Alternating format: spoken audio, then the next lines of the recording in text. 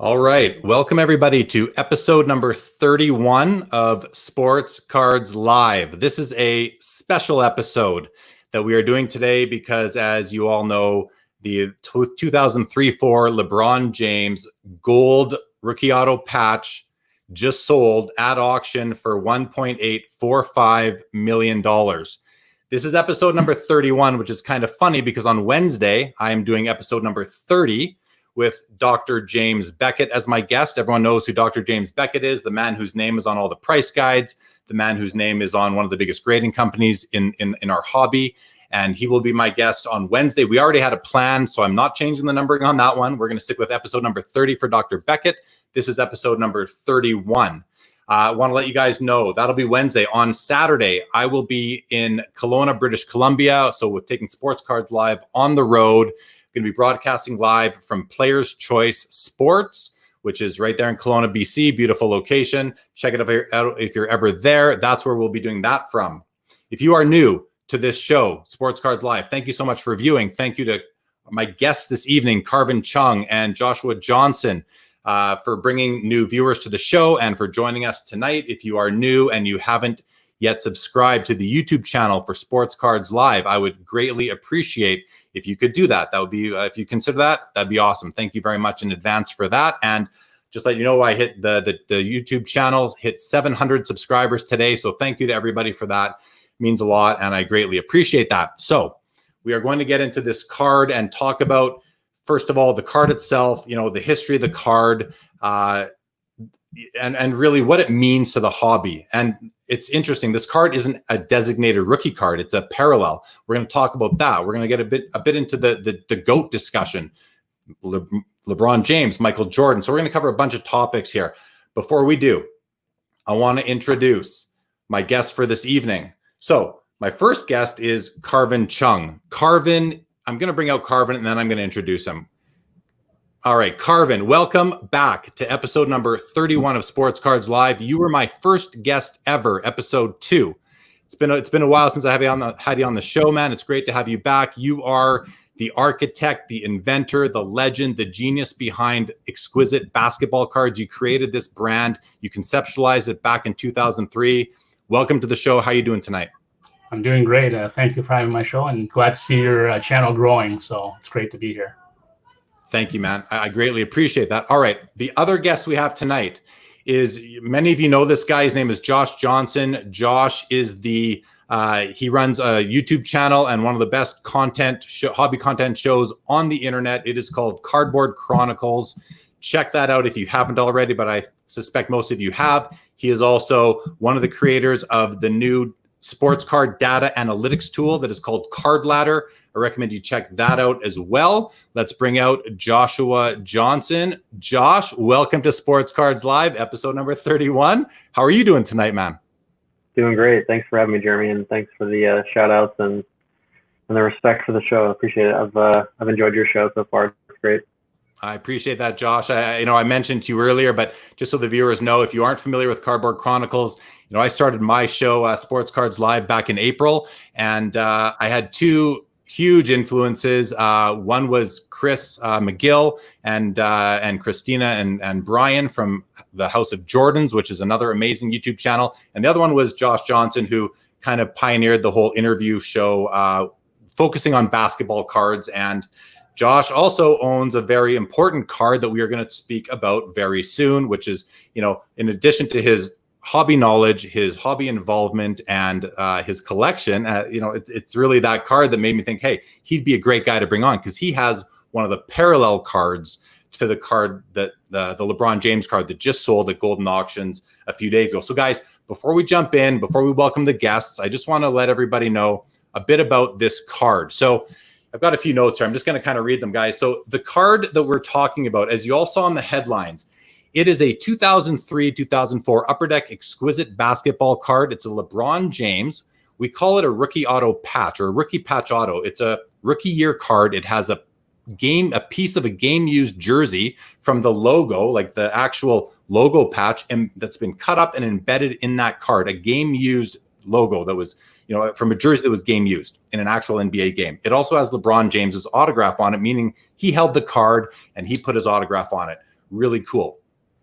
There was a card there's two versions of the card. We can call one the silver and one the gold. The silver card is out of 99 copies, and it carries the true rookie card designation. The gold card, the one that's sold, is a more limited edition card, and it's numbered to the player's jersey number, and that's why there's only 23 copies made. It's called a parallel because it looks a lot like the original rookie card, just a little bit different in terms of some of the foil accents and the serial numbering on the card. There's only 23 of them of this gold card. 2 of them have been graded a 9.5 by Beckett Grading Services, one of the leaders in sports card grading and authentication in our hobby. There's 2 of them that are 9.5 on a 10-point scale. And the one that sold is actually the weaker of the 2 9.5s. What I mean by that is these cards all have subgrades. So the overall grade on both cards is a 9.5. Again, 2 of the 23 graded out a 9.5. Beckett had graded a few other copies that came in at lower grades. But of the 2 9.5s, they have what are called a subgrade. So I'm actually let's have a look at the card very quickly, everybody. So I'm going to do that right here. This is the card that sold. And you can see up in here, you've got these subgrades. And this card graded a 9.5 for centering, a 9.5 for edges, a 9 for corners, and a 9.5 for surface. Overall, a 9.5 grade. The other copy of this card, and we don't know what it looks like right now. We don't see the patch being this piece here. This is the piece of game-used material. And of course, there's the autograph. There's the numbering, 14 of 23. The other copy actually had 2 of those 9.5s are 10s. So it's actually got 2 half-point subgrades better, which in my opinion makes it a superior card. Not superior, but a better card than this one in terms of condition. So who knows what that one would be worth, but most likely more than the $1.845 million that the buyer of this one just paid. Okay, let's go back to full screen here. So that's a little bit about the card. This card, it broke the modern day record for price paid and sold for a card produced after 1980. Modern day is defined as after 1980 by some people. For me, I actually consider it to be more after 1990, but that's neither here nor there for tonight. The card that it beat was actually another very important card, a Mike Trout rookie card that was sold in May of 2020, just recently. This card here, it's a 2009 Mike Trout autographed, call it a rookie card from 2009, also graded by Beckett Grading Services as a 9.5, and this card sold for $923,000 in May. So here we are 2 years later, and that record wasn't only broken, it was smashed. It was doubled. We went from $923,000 to $1,845,000. Pretty amazing overall. Okay, guys, let's get into it now. So now that we've really explained what this card is for people who may not have known exactly how it fits into our hobby. Karvin, you are the man behind the card. And what I mean by that is, you were working at Upper Deck in the early 2000s. You had an idea for a super high-end brand of basketball cards. And your idea was what ended up becoming Upper Deck's Exquisite collection. Can you take us back a little bit in time? Well, take us back to 2003 or even before and explain the process you went through in terms of how you came up with this idea and how you saw it through to production and what you think of it now. That could be a long story. Let's just start off with, for knowledge sake, I mean, I always ask this question, but I'll just state it right now. The first ever RPA rookie, true rookie, as in the full rookie card has an autograph patch, was released in 2001, and it was called SPA Football. SP Authentic Football had the rookie patches in there. There's 3 in total.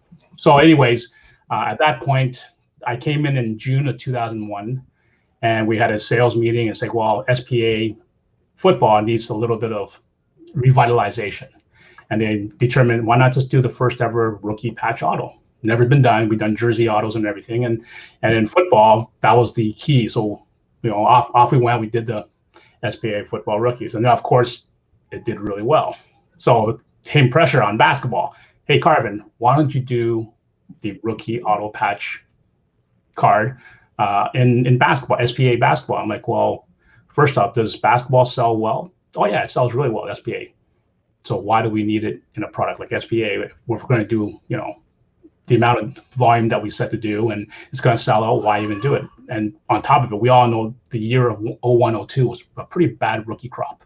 I believe the number one pick was Kwame Brown, and it was the class of 5 high school kids: Tyson Chandler, Eddie Curry, I think Diop is another one that went to Cleveland.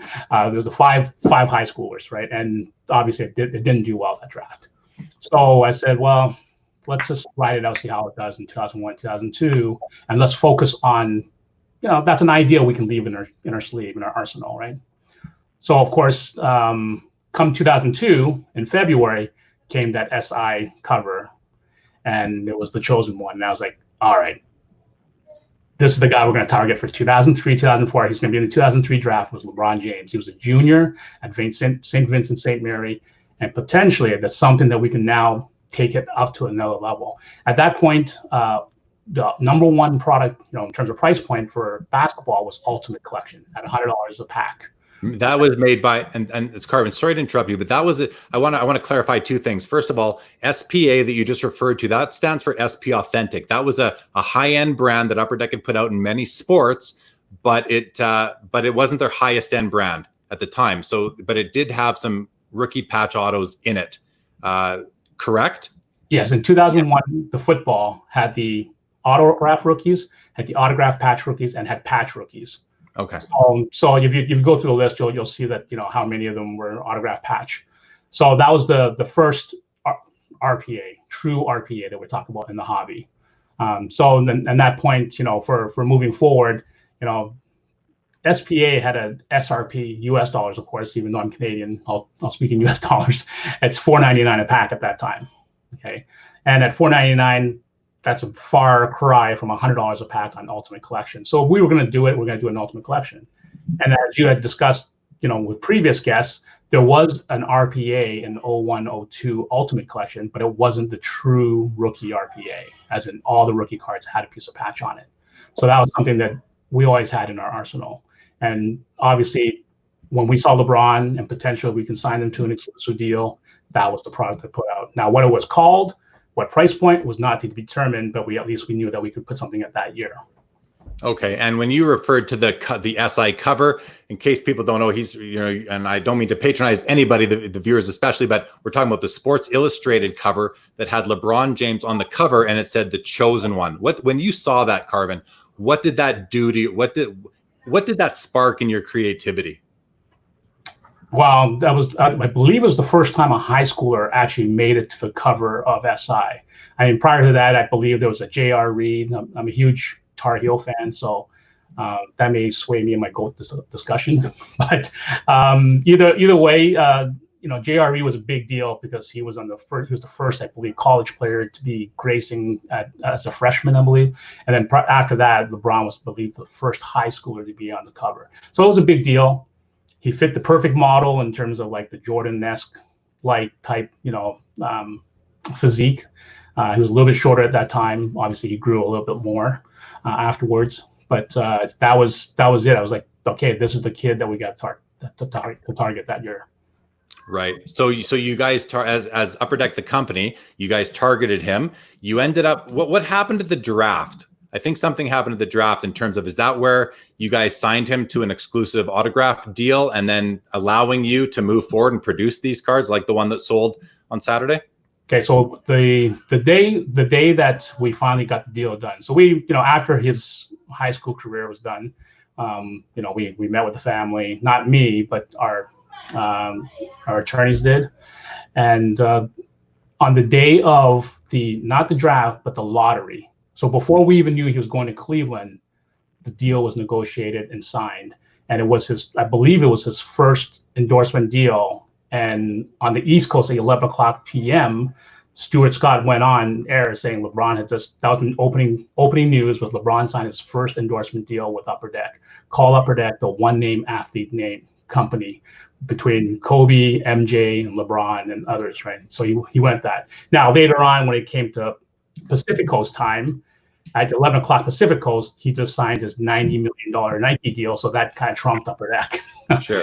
And I believe that at that conversation, that broadcast, Stuart Scott made mention of, it was a $6 million a 5-year, $5 million deal too. So $1 million a year. He kind of made that announcement. I wasn't even aware of the actual total. I knew that we probably wouldn't lose in a bidding war with LeBron, but at that time it was on the night of the draft before even we knew he was going to Cleveland. So obviously, I think they were concerned with the teams in the lottery that he would not go to the best team possible. So they probably wanted to negotiate that deal in prior. Okay. So you guys do the deal with him. Can you? And that's really important because without that deal, there's no autographed rookie card of LeBron James in this Upper Deck product. You're not working on the product, and your design team isn't going to come up with such a beautiful design for a card. It just doesn't exist. Can you tell us a little bit then about the creation of the set, and particularly like the card that sold? As we've said already, there's 23 copies of this card that exist. And it's actually kind of interesting because LeBron James himself, and I'll just share this with everybody. LeBron James himself tweeted, responded to an ESPN tweet here that basically said that, he owns a couple copies of this card itself. And there's been a bit of speculation sort of thing about, well, wow, where does LeBron James where does he buy his cards? I think even, I think his name is Ken Goldin, who owns Goldin Auctions, even said, again, Goldin Auctions being the auction house that just brokered this deal on Saturday, he even said, where he posted, where does LeBron James buy his cards? So it's interesting. Can you tell us a bit about the process in terms of how do you go from getting these cards signed by LeBron? First of all, you produce the cards, then you have to get them to LeBron to sign, then you have to get them back, and then you have to put them into these packs, and these packs go out into the hobby and they eventually get open. Can you tell us a bit about that process in terms of like, did you, as a key person at Upper Deck, as the guy who conceptualized this whole idea for basketball cards, did you touch all these 23 cards? Did they all pass through your hands at any one point? Were you there when LeBron signed them? Anything you can add to that, just to add to the mystique of this card? Okay, so the cards were manufactured, sent out to LeBron. I'm not going to be, I'm not 100% sure if it was witnessed. A lot of times LeBron is witnessed by an athlete's relations person and secures the cards. But what I can talk about is the process of, and Jeremy, you went through a process of this, of hand packing the cards, and it's a long process. It's tiring, but it was the first ever set that we hand packed because at that price, at the price point of $5 per pack, was the first time it ever happened. We felt that we wanted to create equal value amongst the boxes. Now there was a lot of argument inside Upper Deck about you can't do this. Well, a couple of things happened. Number one, they mixed Darius Miles because he had number 23 at the time, and he was part of the case mix. And I was like, well, wait a second, why is Darius Miles? Wasn't that Jordan? No, that's not Jordan. That's Darius Miles. So they put that into a case mix as a mistake, so which we caught when we were looking at the cards. And number two, there was something in the solicitation that said there was 1 RPA per box. And I can go over, there was actually, I believe, three rookies. And correct me if I'm wrong, Josh and Jeremy, but there is one player that didn't have an autograph patch. And I actually forgotten about that in creating the collation. The player's name was Kyle Korver, who still plays the league today. So he was not at the photo shoot.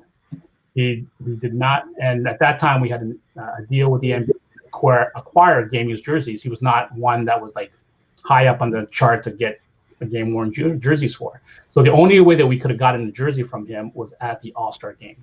Not that he was an All-Star, not that he was at a competition, but he partaked in the competition that believed in the slam dunk contest or the three-point shooting contest, and we asked for that jersey to get enough jersey patches for that card. Well, lo and behold, we never got it, and cards got made. So what happened was that there's 225 of every other rookie besides the key 6 players, and there's 225 of Kyle Korver, and there's the jersey parallel number 26. His number was 26 on the Philadelphia 76ers at the time. So in fact, when we hand packed it, we actually pulled out every single LeBron, every single Carmelo, including the gold parallels, and we combined the Kyle Korvers to actually seed in with the LeBron and the Carmelo Anthony. So that's why I knew when we pulled all the LeBrons out, we had 99 of the LeBrons, we had 23 of the golds, we had 99 of the Carmelos, and we had 15. And then there was a handful remaining Kyle Korver cards left, and we combined them with other patch rookies. But so, if you got Kyle Korver in your pack, you would be happy. If you got Kyle Korver in your pack, you were happy because you know that LeBron James was soon to follow in that same package of cards. And as you said earlier, like, let's just be clear, if in case anyone couldn't hear that, originally in 2003, 2004, when this product was released, a pack of this stuff was $500 US. I know I say US because I'm also Canadian. So, but that was, that was a lot of money at the time for a pack of cards, when previous to that, the highest amount that we paid in the hobby for a pack of cards was maybe $150 for a product like an Ultimate Collection, another high-end Upper Deck brand. Exquisite came out a couple years after Ultimate had debuted, and it came out at a price point that was like 3 times the previous highest price per pack product in our hobby. And it was revolutionary at the time. And I feel like, in Karvin, you can maybe corroborate this, but at the time it was likely very risky for you guys to do that because that hadn't ever been tested before. And but now we know in hindsight, 17 years later, that product is now across all sports. In hockey, it's called the Cup, but in basketball, football, it's called it's come out under the Exquisite brand, but it's basically the highest end product that Upper Deck puts out every year. And that they did when they had their basketball license. They no longer have that license now. Panini makes basketball, so they have their own brands, and that just is what it is. Anything else, Karvin, sort of about, I want the viewers to get an understanding that, people that aren't in the hobby that saw these headlines, you see all sorts of commentary online on the internet, like who pays $1.8 million for a picture of another dude, stuff like that. And that's why I think it's important to, we all in the hobby, all of us guys, we always joke around about amongst ourselves that, it's just cardboard. We're just buying cardboard with pictures of other guys on them, but really there's so much more to it than that. It's a way to connect with history. It's a way to really monetize these players that are cultural phenomenons and so important to society. And, a guy like LeBron James, I don't know him personally, quite obviously, but what he's done in his community to me is so important and really makes him just such a great human being. I can't say enough about him in terms of the school that he's opened, putting people through it, and really elevating his community in Akron, Ohio. I think he's just an amazing person, and I wouldn't, there's no player that I'd like to see command $1.8 million for their rookie card, probably than LeBron James. And I'm a hockey guy first, so that's saying a lot for me, considering, basketball is sort of my second favorite sport to collect and to watch.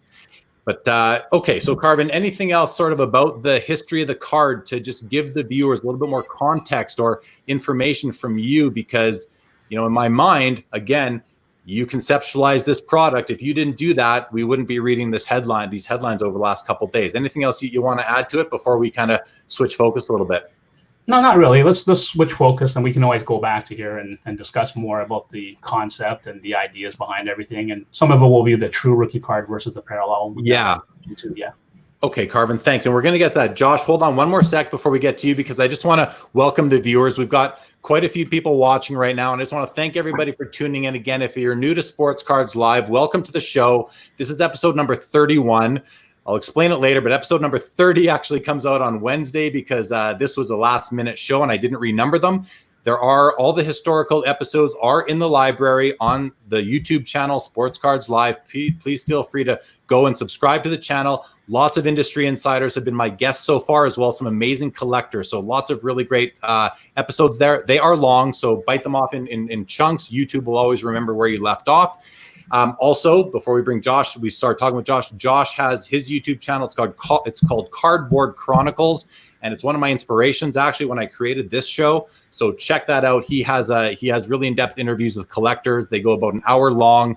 I've watched several of them more than once, so that's just the level of hobbyist that I am. But okay, so Josh, again, welcome to the show. Thank you for waiting so patiently. I do appreciate it. Let's talk about it. So listen, this card that just sold is numbered out of 23. It's a parallel to the true rookie card. The true rookie card, it looks the exact same, except it's numbered out of 99. And I think the foil accents are a little bit of a different color. You are the very proud owner of one of the copies out of 99. And what can you, let's talk about that. First of all, talk a bit about the card you own. When did you buy it? Where did you buy it? and anything else. I'm not going to ever ask you to talk about financials, but if you're willing to share that information, please do. Yeah, so I've been collecting cards for a few years, and I've been fortunate enough to collect the right players and make some money along the way. And I got to a point last year, I'd say about this time last year in the summer, I had built up a pretty decent sized collection of things that I enjoyed, and I thought, maybe it's time for me to make a run at an RPA, because my collection's focused on LeBron, so I figured I might as well go all out and see if I can actually get one. I felt like the window was kind of closing on obtaining one, so I went for it, and there was a few auctions coming up in the end of last year. There was one on Heritage, and then there was 2 on Goldin. So I knew I was going to try to target one of those. And then I ended up getting the one on Goldin Auction, which is the same auction house that sold last night for or yesterday for the 23 parallel. And mine was a BGS 8. I actually have it with me. Oh, cool. So I got mine for $193,000. It's it's public knowledge. It was on Goldin's website. The one that sold a few weeks before this was a Heritage BGS 9, and it was like basically a 1-color patch, sold for $264,000, and that was just out of my range. I think I was looking at trying to get it for about 200. So this one fell right into my range, and I won the bid that night, and it was pretty insane. So I had ended up having to sell off a lot of cards. I had spent 2 to 3 months prior to that selling cards in preparation to try to make a run at it. And, I'd sold some pretty high-profile Michael Jordan cards, Kobe Bryant. I sold a LeBron Ultimate Collection that you referred to earlier. I had one of those. I sold that for quite a bit of money leading up to it. I had sold a bunch of refractors. I probably sold like 50 to 60 cards to try to obtain this. And yeah. So you actually, and you're a guy who has talked on your show quite a bit about consolidating the collection. And what you mean by that is, really shrink your collection. If you've got 100 cards in your collection, maybe you want to shrink down to, say, 30, sell 70 off and buy one type of thing. And it sounds to me like that's kind of what you did. And you were pretty open about it on Instagram and other places, saying, hey guys, I'm selling these cards. But you didn't tell anybody what you were up to, which was very smart to limit the competition. But all of us, in the Instagram card community, we kind of saw what you were doing. You were selling off these cards, as you mentioned some of them just now, because you were basically doing your own personal GoFundMe, right? Like, let's GoFund me by selling my own cards, put together $200,000 so that I can go buy one of the most important cards that exists. So now that and when did you buy that card? What was the month? It was like December 10th, 2019. So you've only had this card for about 7 or 8 months. Yeah. And we being the three of us in the room here, and many of the viewers that are watching right now, we know what's happened in general in our hobby over the last 6 months. The values of cards across the board have, I won't just say gone up. In many cases, they have skyrocketed. Yeah. So, you now hold this card, and I don't know that one has sold since you bought yours or since that one for $260,000 sold, but what is your personal opinion right now on, what do you think your card is worth right now? And I have an idea. Maybe I should say mine first, so you're not kind of putting a value on your own card type of thing. But I have an idea where I think your card is worth now, and a lot of it is based on what just happened with the Gold RPA parallel out of 23 that just sold for $1.845 million. Because what happens in the hobby is that when a new record is broken or set, it drags up all the cards with it, and it elevates the values of all the other cards. And what I mean by other cards are rookie cards of the same player from sets that are maybe not as high end or less. They're just lower on the scale of, the different brands, because every year we get, say, 20 different brands for basketball. So a LeBron James, and I don't know the exact number, but he's got at least 20 different rookie cards. And the one that Josh has out of 99 is the number one rookie card that LeBron has. When the gold sells for $1.845 million, which isn't even a true rookie card, and we can get into whether it is or isn't, or how we feel about that and how the hobby evolves over time. But the fact that the gold sold for so much, in my opinion, that has to impact the value of all the other LeBron James rookie cards. So You have that one there. You bought it for $194,000 in December, 196, whichever it was. What's it worth now? I mean, I got a guess. Do you want me to put my guess out there before you put yours, or what do you think? I mean, yeah, it's a tough question for me to. Yeah, I'd rather you go first. Okay, and I don't mind doing that. I think that's fair. I think that your card has at least, and it's not just because of the gold that just sold. It's because of what's been going on in the hobby, really for the last. I mean, we could say the last month, the last 3 months, the last 6. It's been the last year, but we've seen a lot of increase in the last few months here. I think your card is worth about triple what you paid for it. I think there's no reason why your card isn't worth about 7 to 750 would be my guess of what it's worth. And that's just me. I'm a 40-year collector veteran who's been following the market ever since we could follow the market, when the internet came around and we could actually watch eBay and other sources of value indication. That's my personal guess, is that it's got to be worth triple. Am I in sort of, and you don't have to say what you think, but am I in the ballpark of what you think?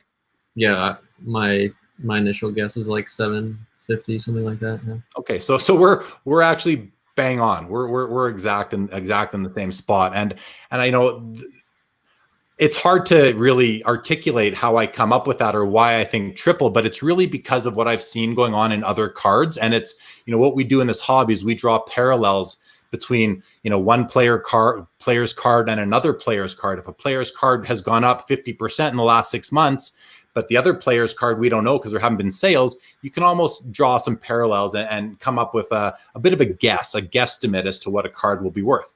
So Josh, do you think that the true RPA, the card that you own out of 99, do you think that it should actually command more value than the gold parallel out of 23? And it's a weird question because the one out of 23 is much more rare.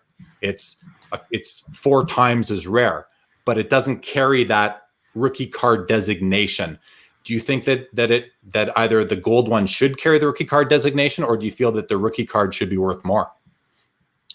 I think I value them about the same, because the gold's 4 times as rare, but the out of 99 is kind of, as you said, designated as the true rookie. So I would actually kind of weight them the same, one being much more rare, and then sort of like evening itself out by the fact that it's not the true. So I think the gold actually historically sells maybe a little bit higher, depending on when you look at timelines and how you match up sales close to each other.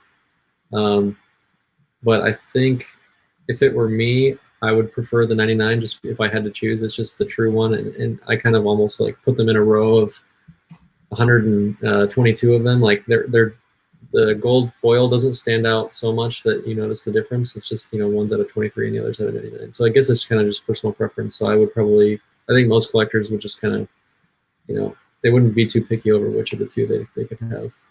I think if you're a collector who's making the decision between the one out of 99 or the one out of 23, you're just happy that you're able to make that decision in any case, right? And I hear what you're saying, and I do agree with you. I think myself that I think that the gold, I see no reason why it couldn't be considered a rookie card. It has all the same attributes as the one out of 99. However, the reason why 99 is such a key number in the hobby is that a long time ago, it was sort of decided by, I would almost say consensus, but really, I think Beckett magazine sort of took the lead on this. They were Beckett publishes a price guide for every sport every month, and they've been doing it really since about 1984. And again, I'll mention Dr. James Beckett, who started the company. It will be my guest on this show on Wednesday, so come back and watch that, everybody, if you are interested in that. And to me, he's the most iconic name in the hobby outside of all the athletes. But they sort of came up with this rule that in order for a card to get the rookie card designation, it had to be, first of all, widely available, meaning not a restaurant type card or a card you'd get through mail in. It had to be widely available in the hobby. It had to have no less than 100 copies made. And I think they just made an exception for 99 being a bit of a, let's call it a sexier number. And it had to be a card that was pulled out of a pack. You couldn't mail in for it. You could, you couldn't get it at an arena giveaway or that kind of thing. It had to come out of a pack from a hobby product. So it's really important, and I think it is an important thing that the rookie cards, it has to be widely available, and 100 was that number that was deemed to be, or 99 deemed to be widely available. So that's why the 1 out of 23 isn't considered to be a true rookie card. But like Josh just said, if you line them all up, you've got now 122 of these things. They all look the same. So what's really the difference? And should one be worth more than the other? As a collector, and I'm a true collector, I would personally want the 1 out of 99 because I am a true rookie card collector. However, I do love rookie year cards. And so, and for the case of LeBron, I just take whichever one's cheaper because to me, they're very similar. Any sort of further thoughts on that, Josh? Then I want Karvin, then after Josh goes, I want to hear from you a little bit about your thoughts on that because, you're a guy who's making these cards and you're working within these constraints. But Josh, anything else before we go to Karvin?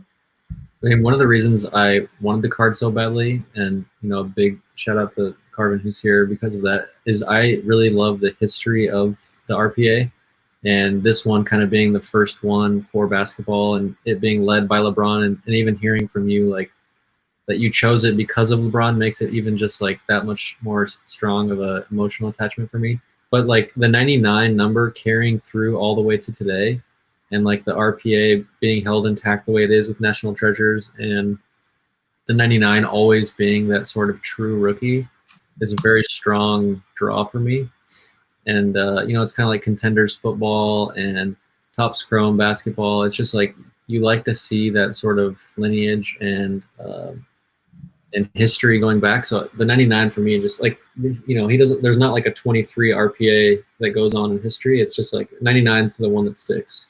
Yeah, you're exactly right. And I think what you're getting at when you talk about, the 99 number is stuck through till today, being 17 years later in the highest end products, we still see rookie cards numbered to 99. It's kind of known that those are the best cards of a player. When it's numbered to 99, it has a patch from a game used or a game or a player worn jersey, and it has an autograph on it. Really important stuff. But I think what you're almost getting at, Josh, is that you're talking about the brand equity, really. Yeah. The importance of the brand in the hobby, and the importance of the Exquisite brand, which Karvin conceptualized back in the early 2000s. It can't be understated for the hobby. If you're out there watching right now and you're just thinking, oh, some LeBron James card just sold for $1.8 million. These people are crazy. Well, you don't have the whole picture, because this is the most important card out of all the LeBron James cards that were made in his rookie year. And there were several made in his rookie year. I don't know the number of rookie cards he has. Josh, you probably know. How many different rookie cards does he have? I don't know, a lot, thousands. Yeah, like thousands made, and probably between different parallels and everything, he's probably got 100 different rookie card or rookie card parallels. And this is the most important one. And it's the only one really that has a piece of game use patch in it. So really, people pay a lot of money for game worn memorabilia. This has a piece of a jersey that he wore in an actual NBA game embedded in that card. Really gets you close to the game. Plus he held the card and he put his autograph on it, which makes it all that more important. So yeah, I agree, Josh. The equity that lives in the brand of Exquisite, and SP Authentic is another brand that's been out since Upper Deck, since the early 90s when Upper Deck first got started. Those brands have serious equity. And just to contrast that with brands that don't have equity, sometimes the card companies put out a brand for 1 or 2 or 3 years, and then it goes away, and you may not see it ever again, or you may see it, or there's brands that only come out for 1 year and they're gone forever. They have their place in the market, but not when it comes to a rookie card and a rookie card collector. Rookie card collectors tend to want a card from a set that will continue on for a while, thereby continuing to nurture and build on the equity that lives within that brand, the intangible equity in that brand. So, okay, awesome. So Karvin, as a guy, you're working at Upper Deck during this time. You're tasked with creating this brand and really designing it, building it out. How did you guys even come up with the idea to put out this gold parallel? Whose idea was that? How did you come up with that? And were there any other constraints that you had to kind of work within? Well, there's always constraints, no matter how when you build a product. The idea of 99, and this goes, remember at the time I was also working on hockey a lot. And being Canadian, I guess it's part of my heritage, working on hockey. And in hockey, what you do have is set collectors. Basketball, you don't have set collectors much. It's more player collector. Obviously, with free agency and all that, it affects it, and more players. But whenever at that time when I was building a set, I still want the set and a tough set. It was a challenging set to put together, but there were a lot of exquisite set collectors when it first came out. So aside from people breaking the product, a lot of people were buying up the 99s or buying up the 225s, and they're doing full set of 42 base cards and 42 rookies. I believe there's 84 cards in total, and they were doing sets. And at the time, maybe even 3-4 years after the fact, there were people that have master sets. Now today, obviously, a lot of those have been sold multiple times and got into collectors' hands. But that's the whole idea of the 99. And in fact, if I recall properly, I always got into arguments with some people about this. Like even 3-4 years after Exquisite was released, the 23 was actually trading below the 99 at that time because people were trying to chase down the cards to complete their set. They didn't want to pay LeBron. When LeBron first hit the marketplace after the launch of Exquisite, it was $2,300. Then in the off season, it went down to as low as $1,900, $1,800, and then it jumped back up to over $3,000. So that's crazy where it was in 2004 and 2005. And a lot of times the 23 was kind of forgotten a bit, and then all of a sudden, about 7-8 years later, then I was saying, oh, the 99 is worth more than the 23. Like, have you looked at any auctions lately? And I looked at, okay, well, now the 23 is taking over. And the whole reason with 23 is that one thing of note that yes, there's 3 Logo Man cards in Exquisite. So tell the viewers what a Logo Man card is. Okay, so the Logo Man is actually the logo on, now it's in the back of the jersey, but it's the Jerry West logo with the NBA logo, and it's a full logo on the card. Now, we didn't put rookie Logo Mans in Exquisite. I don't think we've ever had put rookie Logo Mans in Exquisite. We did duals, we did dual sign Logo Mans, we did triples, but we didn't do a rookie variation of the Logo Man. It's mainly because Ultimate Collection had that card. So we didn't want the Exquisite to have the Logo Man because it's going to cannibalize the Ultimate, and no one's going to want to open the Ultimate Collection. And I believe in hockey for the Cup, we never had Shield rookie variations.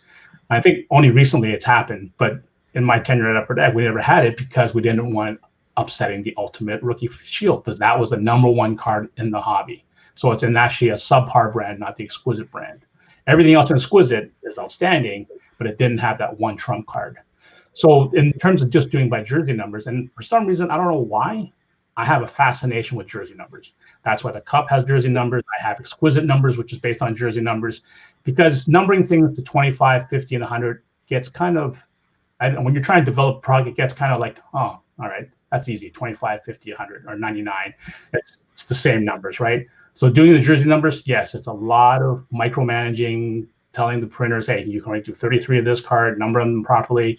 I tried to replicate the precious metal gems in basketball, and it was always messed up. The first 10 weren't green, it was only 10, and then the next all 1 to 100 was red. I'm like, no, it has to be 1 to 10, 1 out of 100 to 10 of 100 is green, and then 11 on. It was just like confusing. So that does play a factor into the chase. So in this case, if you wore a low number, like for example, with Zion Williamson, it would have been a one of one, right? Because he wears #1.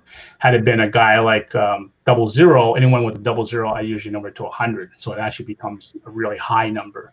But there was also a guy, a big collector at the time, and I met him in 2006 at one of the Diamond Club meetings, and he was actually chasing all the golds, and he had the last number of the golds.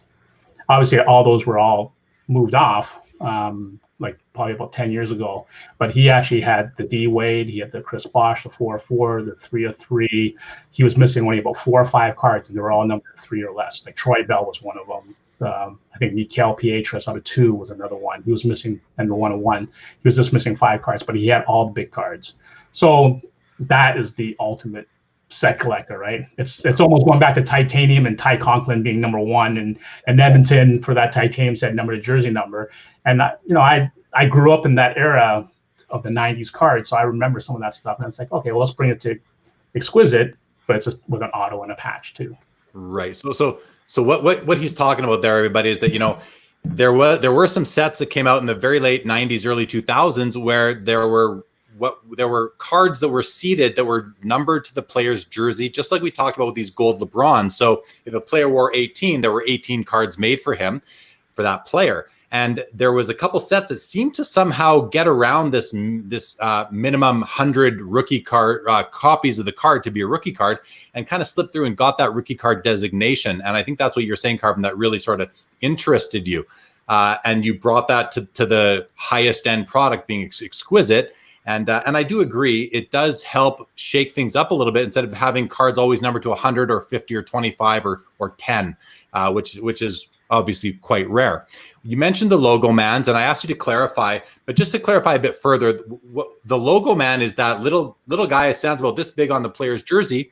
And you guys, when you're cutting up the jerseys to put them into cards, you save that little piece, and that piece is considered to be the best, square inch of fabric within that whole jersey. And that because it's got the whole NBA logo on it. That's what we call it, the logo man. And that card, that piece gets embedded into a card, and they make it a 1 of 1 because, hey, there's only the one jersey and there's only the one little logo man on it. And they put that in, they call it a 1 of 1. And that's really where this hobby has gone. Not recently. This is already a good 15 years old type of thing, where we're seeing a lot of 1 of 1s in the hobby, which might make you think, well, then why is a card out of 23 worth so much? Or why is a card out of 99 worth so much? And the reason is because different cards are just of different importance. And because the more people that can chase a card, oftentimes, the more people that can chase a card, the more value you will see out of that card, because supply and demand, right? And Josh, I see you nodding, must ring a bell. Something you feel to add on to that, Josh, just to help clarify me, or you just... No, yeah, I think like when you have a logo man, most people probably just like throw up their arms and say, I'm not gonna even bother trying to get that. Whereas a 99, conceptually that's a decent enough number where you feel you can go after it. So like you said, the demand of the number of people that can reasonably get that card goes up quite a bit. And I think the other side to it is that owning something that is attainable for others is pretty attractive. Like if I have the only logo man, other people might just be like, yeah, whatever, you have it. Like it's almost like a jealousy thing. Nobody else can have it. But if you have something that a community can work towards and a community can have as one, I think there's a lot of meaning to that. Yeah, I totally agree with that. It goes back to sort of what I said, that the more people that want it and can attain it, the more attractive it is in the hobby overall. And it is still part of a set. We do still have set collectors in this hobby, but most people really pick and choose the cards that they want from various sets, and they basically define what a set is to them in their own personal way, which is what I love about this hobby. We all approach it so differently, and that's what really does keep it quite interesting. Okay, that's some good stuff, guys. I always, one of the traditions on the show is I go through the comments that people are posting, and I welcome people to the show, and we have a great viewership tonight. So again, thanks everybody. If you are new to the show, thank you for coming. Thank you to Josh and Karvin for bringing new viewers to the show. I greatly appreciate that from both of you. So thank you. And if you haven't subscribed to the YouTube channel for Sports Cards Live, I'd greatly appreciate if you consider doing so. And of course, go check out Cardboard Chronicles as well, Josh's channel, just like it says on his name tag there. And follow both of these guys on Instagram. Karvin, you can see on the ticker right now, is at Karvin15. And Josh is Cardboard_Chronicles. So if you're not already following these guys, go ahead and do so. Much more hobby insight there. Let's just say hello to some of the viewers while we're kind of doing that. And all right, Sam, if you're still here, welcome to the show. Steve, welcome. Ziggy, welcome. Steve, it was epic. I'm not going to read them all here. Frankie, welcome. Name, welcome. We got some hey, Karvin from an anonymous Facebook user. Personal Finance Dad, another excellent YouTube channel, the Personal Finance Dad. Guys, check that out. He talks about all sports and investing in cards. Jeremy, your Rolodex is insane with these interviews. Thank you very much. I'm very honored to have both of these gentlemen join me today. Thank you so much. Paul, good evening. Al, welcome. Steve, again. Bruce says to Karvin, how are you doing, man? Hope you're well. Yamwax, I'm hearing from non-card buddies about the Lebron RPA sale. It's big time, right? That's exactly it. I mean, I've been in this hobby my whole life. Everyone in my life knows I'm in this hobby. And I probably heard from, I think, close to 18 or 20 people yesterday saying, did you see what happened? I'm like, of course I saw what happened. Like, if anyone saw what happened, I saw what happened, So, but it's just really cool. And, here, I'm going to do this right now. I'm going to show you guys. I've called up on a share screen here, just some of the some of the different places that have picked this story up. So this here is the NBA's website. You know, look right there, LeBron James Rookie Card sold for $1.8 million at auction on the NBA's website. This is CNN. CNN was showing it here themselves. LeBron James trading card sold for $1.8 million. This is USA Today. Made USA Today. Here we have taken a second to load, but this is the New York Post. And it looks like it changed pages on me. So the New York Post had an article about this, as did TMZ. Fetches, I love how exciting they make their headlines. Fetches $1.8 million at auction, most expensive ever. Well, it's the most expensive modern day card ever sold, beating the record of the Mike Trout card that just sold in May for $923,000. But as a hobby, we have seen cards sell for over $3 million, being the Honus Wagner T206 card from 1909. And I'm sure there's been private sales that have exceeded these numbers as well that we just don't know about. But we've seen Mickey Mantles sell, I believe, up to $3 million for a PSA 10, which is a gem mint copy. And the 52 Topps Mickey Mantle is kind of a card that defines this hobby to a large degree. Although I can see the LeBron Exquisite card being a new sort of sharing that status. We also had Fox News featured this sale today. As did this one coming up is the BBC. I thought that was interesting. The BBC reported on this. So did this one here. This is, just take a second to load up. I have all these, the US, the Today Show. The Today Show. So actually, we're going to play this for you guys. This is about 30 seconds long. I mean, what goes through your mind when you watch these ladies talk about this card? Give it a watch.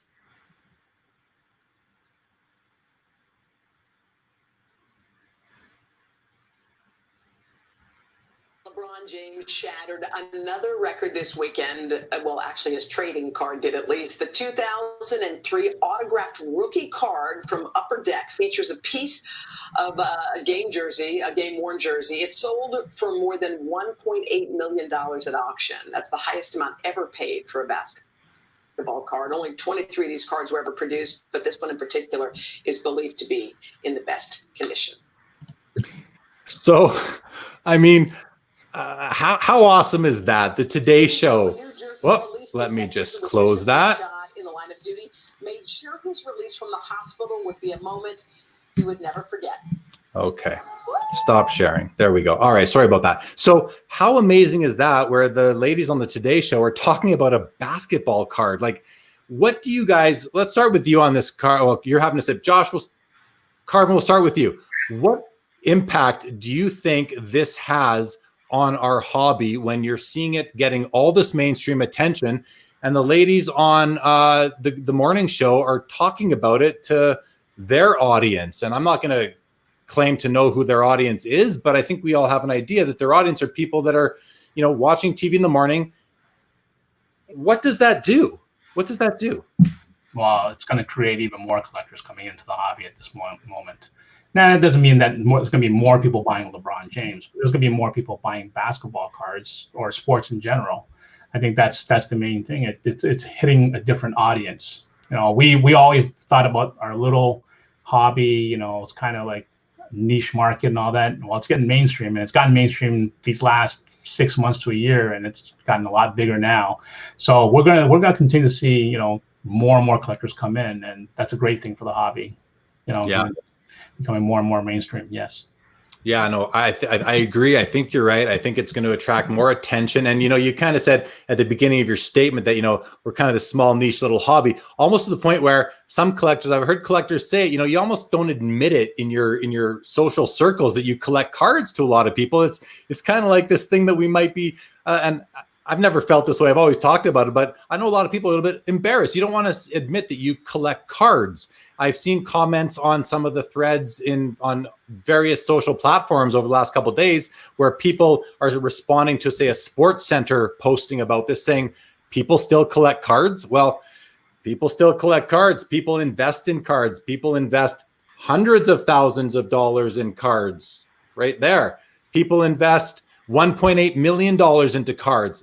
You know, collectors like myself, we have significant money tied up into our collections. We love them. We can, you know, we're collectors, but by virtue of owning cards that are valuable, whether we like it or not, we become investors as well. Josh, your turn at that. What do you kind of, any sort of take on, all this coverage, the Today Show? I mean, how many people did you hear from when this card, when this was announced?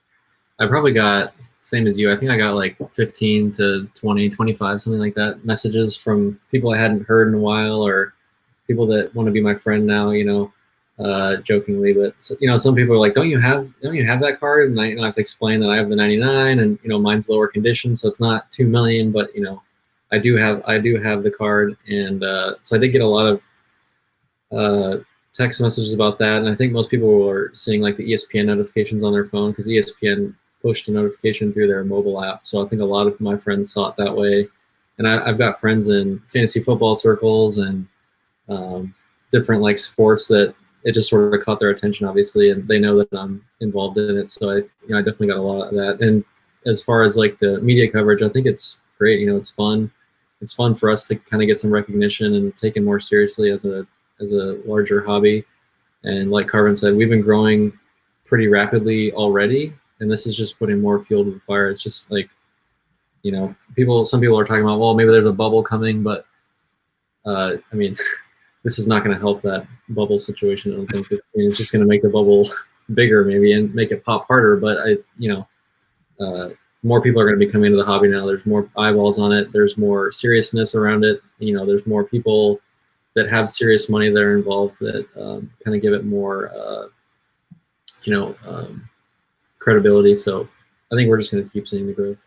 Yeah, more of that mainstream credibility. I agree, and more of the credibility for these assets actually being considered assets by the investment community. There's all sorts of talk about there being institutional money putting together funds to put into sports cards and to really like sell shares like you would in any sort of investment portfolio or company for that matter, I suppose. Yeah. Which kind of brings us to the buyer of this card. This buyer, as the name of the buyer has been out there. It's he's a gentleman. He's an entrepreneur from San Francisco, and his name is Lior Avidar, I believe. And he's like I said, an entrepreneur from San Francisco who bought the card.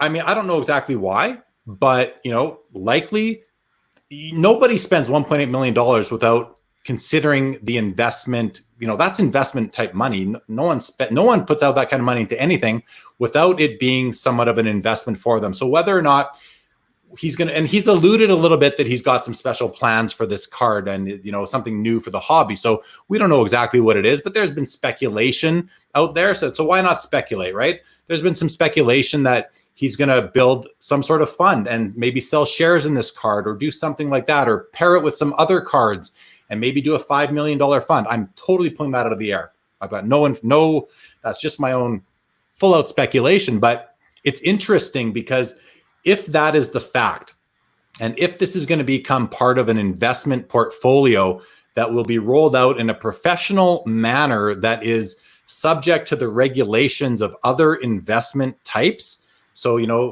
where the SEC is actually involved and has regulatory authority over an investment product like that, well, all of a sudden, I think, what's going to happen to the regular collectors like us that have, a collection of some cards that are valuable, are we going to see a series? Like, is this just the beginning of the growth? Is what I'll admit, sure, I'm hoping for that. Do I expect it? No, I don't expect it, but if it happens, I'll be pleasantly surprised.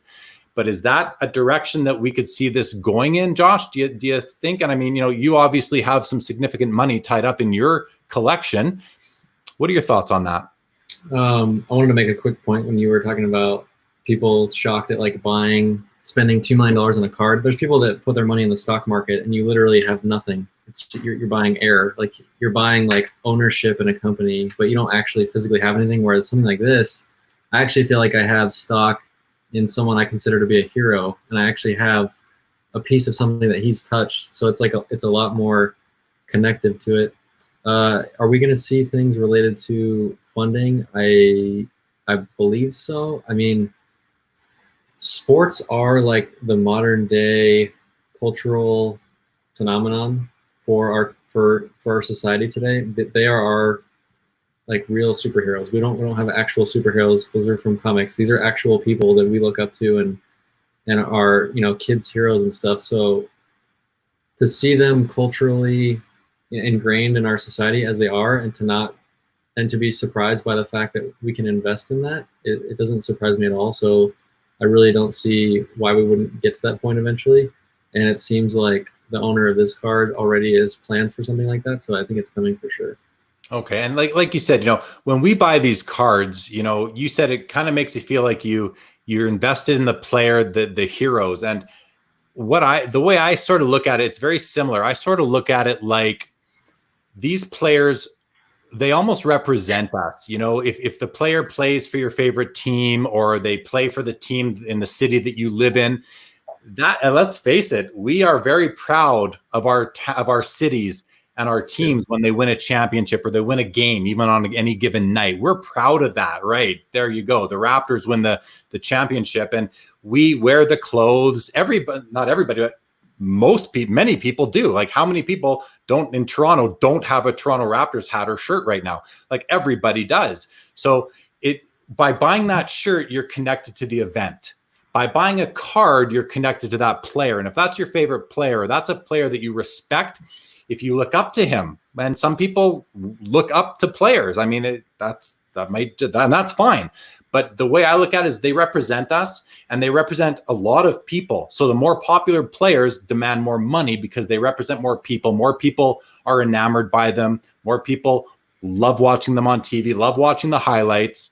And that's what it is. We're investing in the player. And the only way to invest in a player, unless you own a professional sports franchise, which only like 100 people do, the only way to invest in a player is through these cards. And what we've seen a lot of in the last few months is that, you know, with the pandemic going on, people that have discretionary income are not spending it on travel. That's a big one. They're not spending it on other luxury goods, because why, if you're just staying home all the time?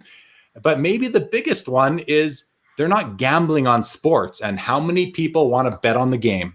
And if you bet on the game, you know, it's either win it all or lose it all. There's no middle ground. Whereas with the card, and Josh, he's nodding away because I know what you're thinking. You're thinking to yourself, if LeBron James doesn't win the championship this year, or if he doesn't go down as one of the greatest players of all time, which he's already going down as, so that doesn't count for that card, but cards in general, you still have something tangible that you can hold on to, and you can still sell it and get some money for it. You may lose, but you're not like when you bet it on a game and you lose all your money and then you're depressed and you wish you never gambled in the first place and all that. Not to say there isn't gambling that goes on in our hobby, it does. But when you buy a card like that, you are invested in the player. It gets you as close to the game as you can really get without being on the court. And I use the term over and over again, but you're investing in the player. And it's, you know, these players are cultural phenomenons at this point in our history. So I certainly, Karvin, what do you, any sort of thoughts on that, Karvin, from your perspective? Because I just want to give the viewers a bit more information on you. You started out in the hobby as a guy who was buying and selling cards at card shows, and you had a shop in Toronto. You then got hired by Upper Deck, and you worked there, and you helped grow Upper Deck's brands, and you helped guide them through the hockey licenses and working and basketball and football and baseball for that matter. And then you left Upper Deck, and after about 6 or 8 months, I think you went and you started to work for Panini, one of the other big companies in the hobby. They have the exclusive license for basketball now. And then you left Panini a few years back. You took a bit of time off, and now you work for one of the biggest distribution company for sports cards in the United States called GTS. So you are a guy who's been around the block, and that's why I wanted to have you on. Number one, you created this brand, but you have a wealth of experience in this hobby. So you have a unique perspective, just like Josh has a unique perspective on this card because he owns the 1 out of 99. You have a unique perspective because of your experience and your professional experience in the hobby. So from that perspective, what kind of comments can you make on where the hobby is right now, what this card might do to sort of, you know, accelerate that? Right. Well, thanks a lot for, number one, aging me to make me feel really old. But second of all, I think one of the things, you know, we talk about trading cards, and only about 20 or 30 years ago, it was artwork. And there's Japanese investor buying like Van Gogh pieces of art for like $5 million, which is unheard of. The sunflower, I believe it was. And now that sunflower is worth like $500 million. So, there is precedent, whether artwork and sports art. Obviously, that's a 101 masterpiece versus out of 23 LeBron or out of 99 LeBrons. Second of all, I think one of the things that is kind of forgotten, especially in our community and in chats, and is the storytelling aspect of it. That's why we always call it the white whale, the Moby Dick of trading cards, trying to find that. For Josh, it was the LeBron James out of 99, finally catching his Moby Dick. Spent a lot of money on it. For years after this, you can tell his kids, his grandkids, this is what I had to do. This is what I went through. This is what I had to give up, sacrifice. And it's all about the storytelling. Part of the reason why I think a lot of people want to know more about Exquisite is that there's a lot of things that went in 03, 04, that all the storytelling, like, the hand packing of Exquisite, the Kyle Korver and combining with the LeBron James rookie patch autos that people didn't even know that happened. And obviously those are the type of things that people always ask about. What stories do you have?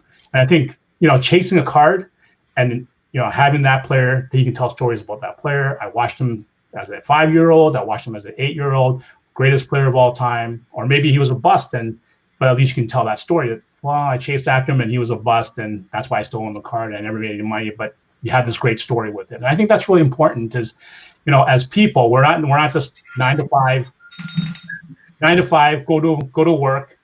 Sorry, I have to bid on a card on eBay that's ending right away. That's my alarm. So I'm going to go buy a card for a second. You guys keep chatting. Right. So it's the storytelling, and it's also the fact that, you're able to communicate with people and talk about it. We're not just 9 to 5 people, like straight face, like robots. And that's what the hobby is about. It's the community, and this community is becoming more and more mainstream and bigger. And people love hearing the stories, the chase, how did you end up getting Moby Dick or white whale? And I always tell people, like, when they're collecting, when things are so easy to collect and they finish it within a year or something like that, they don't have appreciation for it. They don't really sit there and say, wow, this is a great set. I finished it in a year. Like, unless you're this guy had boatloads of money and bought all the Exquisite cards and all the gold parallels, but everyone's just chasing, like, even the guy that had the gold parallels down to 5 cards, he went everywhere looking for the Troy Bell. He was looking for the Mikael Pietrus out of 2, because who's going to have those cards around, like, on eBay? They're not even worthy of eBay, but he was chasing them down. So I think those are his white whales. It was easier to find the Dwayne Wade and the Chris Bosh out of 4 and 3 than to find the guys out of 1 and 2 or 3 of the no-name guys. Yeah, that's a good point. We as collectors, we will search high and low for the cards we want. And I've been I've been collecting all sports really since the late 80s, but I've been very focused on hockey, and I've recently gotten more and more into basketball, and I've become more become more a part of the basketball collector community. And really, it starts with, like, watching Josh's show, going to the National, meeting people there. I met you briefly there, Josh. I don't even know if you remember. And you and at the time, I remember seeing you and being like, okay, I've seen this guy's show. I'm looking at this guy. I know. Sorry, I'm just going to bid on my card. I'm going to snipe this card right now. All right. I get it. For you here. Here's something that I'll show you. Okay. This is the first ever I would consider an RPA I ever owned. Okay. I got this on the week of joining Upper Deck. And I think Richard McWilliam joined the retirement ceremony of a sumo wrestler in Japan. And he was the first ever non-Japanese Yokozuna. His name is Akibono from Hawaii. Now, it's an oversized card. No one cares about oversized card. I actually put it in the window. It's all faded and bleached. But I have this card, and I will keep this card forever because it tells a story of my first week at Upper Deck and getting this card from, I believe, either from Joe Fallon or Tim Murray. Tim Murray was the VP of International, and Joe Fallon was the Director of Product Development, my boss, when I went in there. But I got this from them. Sorry, I took it out of the office. I mean, it's kind of faded. I don't think there's any value, but there's a lot of value in that storytelling for me. So I do have cards. Like, I don't own any Exquisite cards with the exception of like 2. I own Chris Bosh rookies because I'm a Raptors fan, and I bought those at the National. But just to give you another card that I have, and these are just cards that you would never even anticipate. Here's a story with this card. So that's a Topps draft day from the photo shoot autograph of Dwight Howard. Now, I went to get it graded, and it says must go to JSA. Why? Because these cards were never released. Because Dwight Howard was an upper exclusive. However, Topps at the photo shoot gave us the cards to give it to Dwight Howard, and Andre Iguodala was the other one, which I also have that card too. And here you go to see it, so that they can wait to their fans, their families, and all that. And we gave one set to every Topps employee and every Upper Deck employee. So you would never find this in natural circulation. And to be honest, these cards were selling for like, I think $3,000, like, maybe 4 or 5 years after the fact, that when Dwight Howard was a rookie. So about 2008, 2009. But I would never sell it because, once again, it's a story. There's a story associated with this card, and it's a great story to know that, in fact, I went to, when I met Dwight Howard for the first time when he was 18 years old from Atlanta, gave him a big bro hug and said, welcome to the team, welcome to Upper Deck. And he was like, oh, glad to be there. And then made the mistake of recognizing his buddy as Sebastian Telfair, and it wasn't, it was his buddy. So I made my errors too.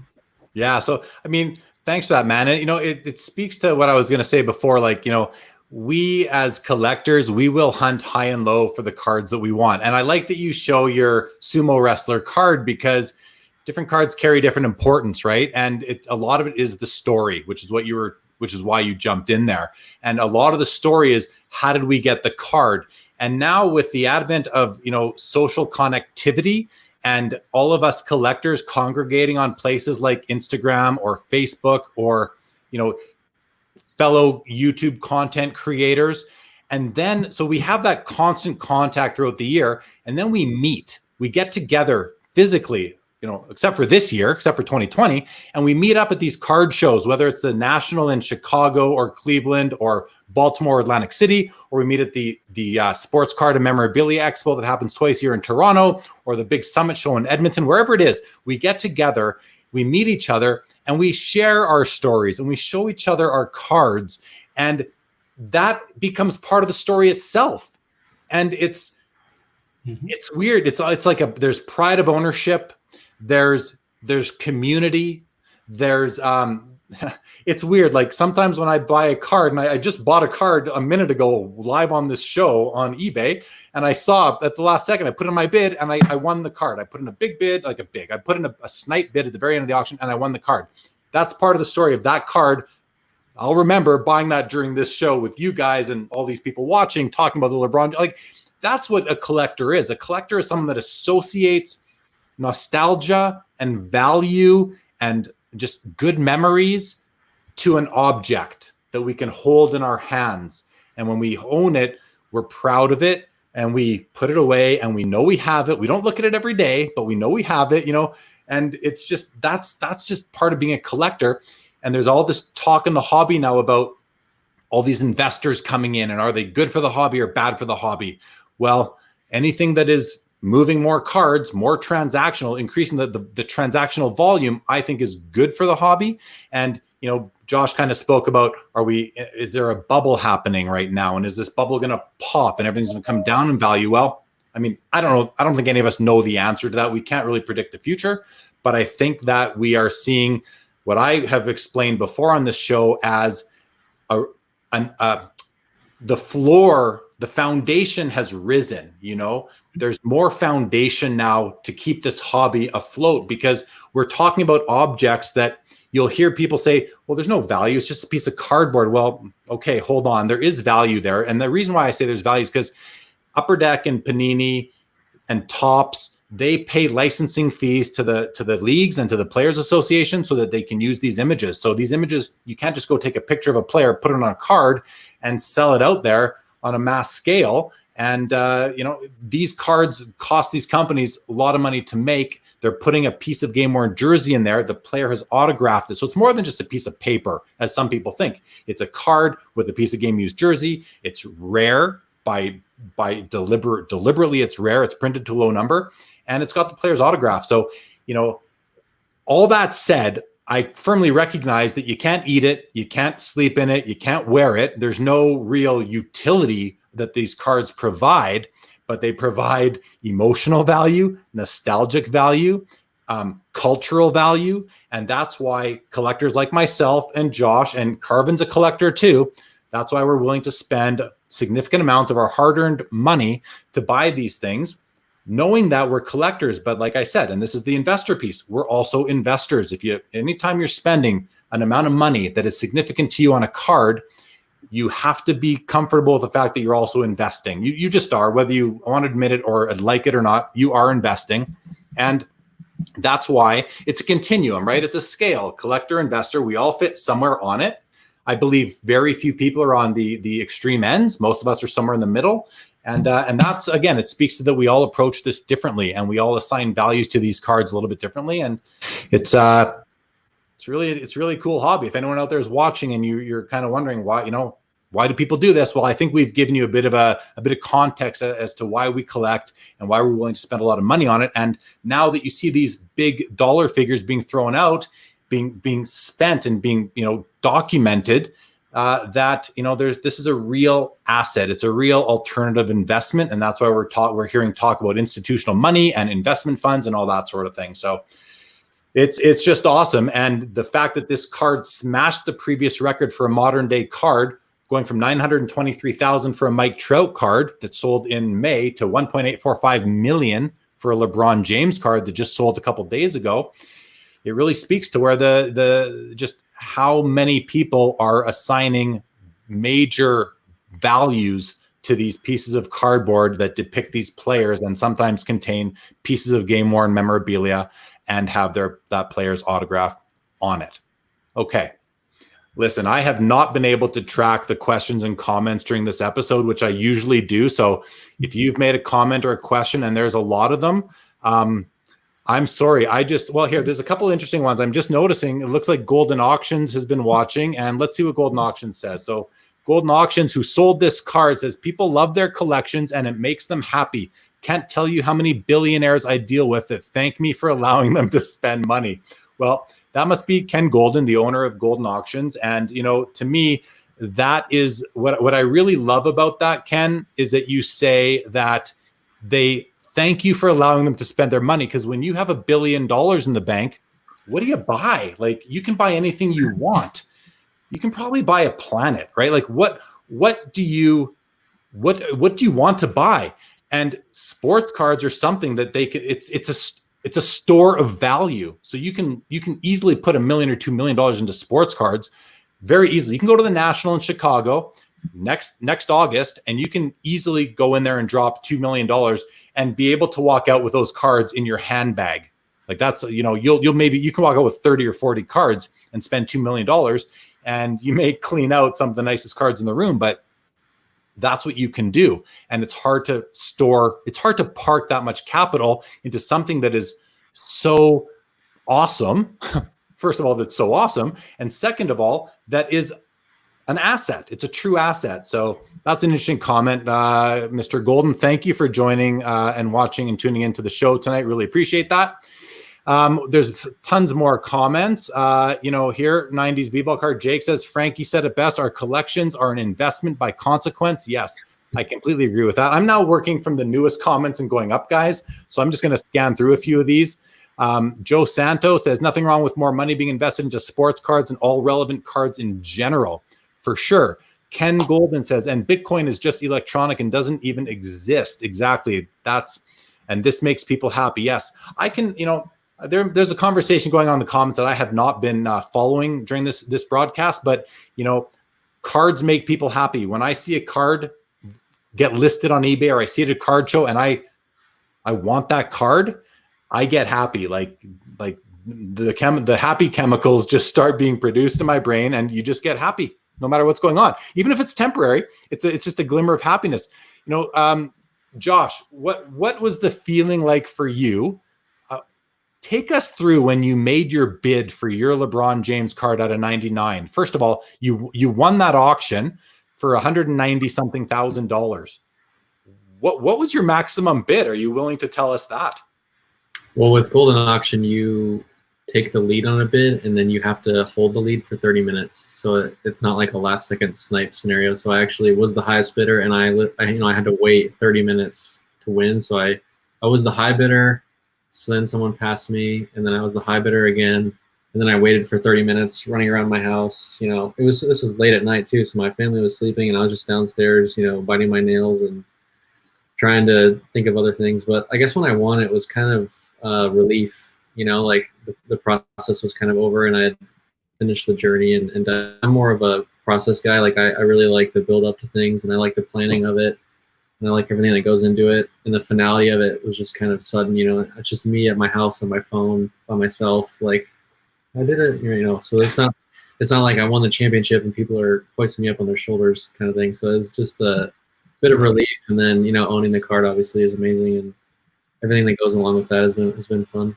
Yeah, for sure. I mean, I can just see you, you know, because we can all, everybody watching who's bought cards before, you know, we don't all buy cards for that amount of money, but even when we buy a card that's big for us, we have that feeling too. So it's just that maybe it's just a different magnitude when you're spending that kind of money. But I can only imagine when you bought that card that, you know, and Karvin, from your perspective, man, like my question to you sort of on the same line of discussion is, you know, when you saw this card sell the other day for $1.8 million, did you feel like your child graduated from university, or like, because this is something you created, like what was that? Were you proud? Were you like, damn, I wish I would have bought one back in the day? Or like, what went through your head? What was the feeling like for you? Well, a few feelings. I mean, number one, yes, it is like my child. And, you know, as everyone might know in the hobby, I'm a pretty old dad. So I have a 20-month-old. So I was like, you know, nice for her to maybe see this show in 6-7 years and look at the legacy of what was Exquisite Collection. Or maybe she'll be running around the National buying up Exquisite cards. Who knows, right? What will happen with her. But either way, number one, it's great to see. It's always nice to see. Number two, yes, I always go back that day, that 2005, I was like $1,800. I should have bought some. That was a big mistake. And I went to 10 grand. I should have bought some. You know, I didn't have a lot of money, disposable income at that time, so I just couldn't purchase anything at that time. Because I also like hockey too. I like basketball, so you know, I was looking at buying, you know, cup hockey singles too as well. And then of course there was that one day, the first day when we were in that room, and I remember talking to the person that was helping me hand pack. There's only two of us, and we had all the LeBrons. So I'm pretty sure if DNA still sticks on the cards, all those LeBron rookies and all those Carmelo, all the 3 logo man cards, and on top of it, a lot of the one-on-ones that we pulled out, we had them all stacked in an office. And because it was kind of like, we wanted to do this, but no one wanted us to do it, there was no security around. There's no security guard. There's nothing. And we were like, it was like 2 a.m. We're leaving the facilities. I said, man, you know what that stack of cards mean? And he goes, what? I go, we could walk out today, move to the Grand Cayman Islands, open a hotel. and we would be just done, right? We don't have to do anything else. And he said, okay, let me ask you this question, Karvin. He goes, would you do it? I go, number one, I don't have eyes in the back of my head, right? And number two, the cards really belong in the collector's hands. And believe it or not, I mean, I think Jeremy has spent time with me at a Diamond Club event. I can meet LeBron. I mean, at the first ever Diamond Club event, we had Lebron James in Vegas beating all the big collectors. The amount of time that I spent with LeBron was exactly 0. I never said hi to him. I never said anything. I just saw him taking pictures.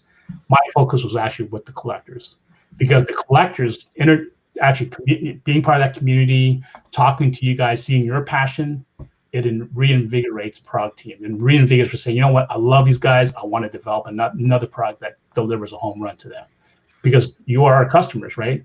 When you talk to your customers, like if you're designing a car and you talk to a car fanatic and he goes, oh, I love sports car. And you talk about, you know, you feel that these people appreciate your craft, what you've done in the marketplace, and in terms of developing a product, you guys get it. There's nothing more important than that.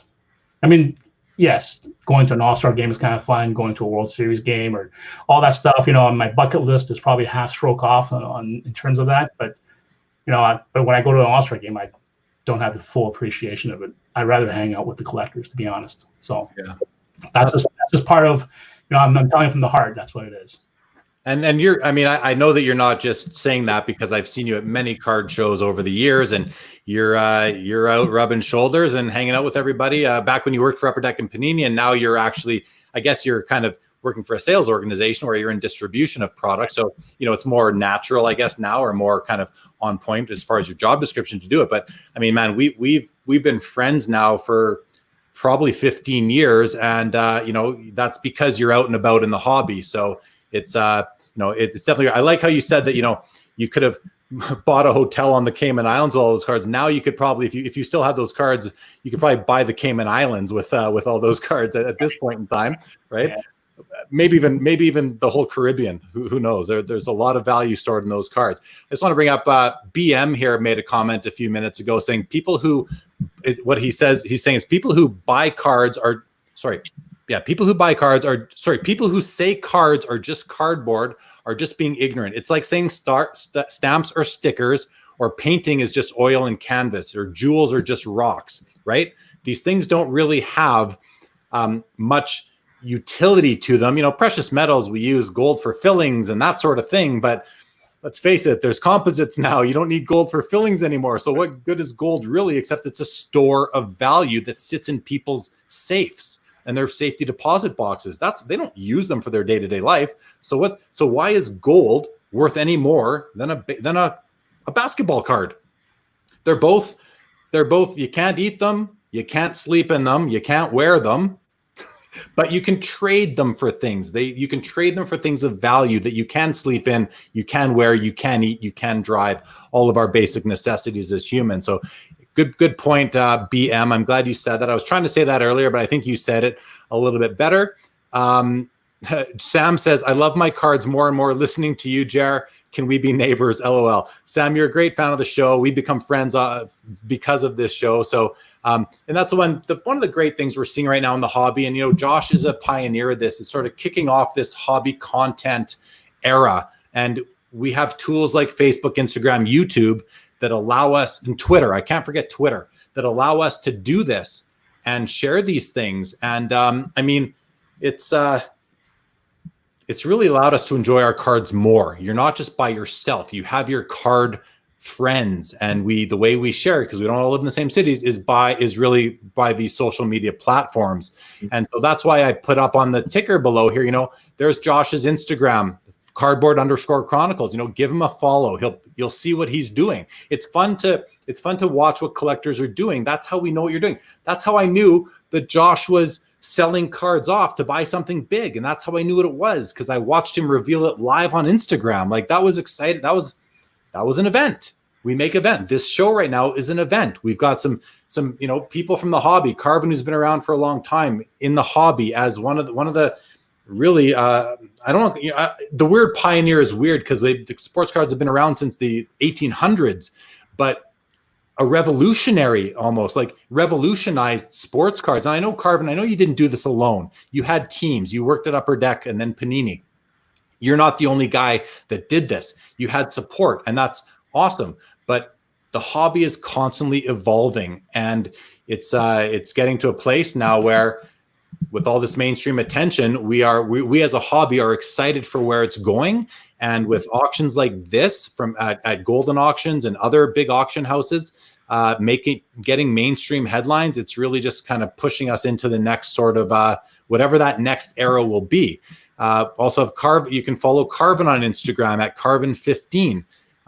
See what he's up to.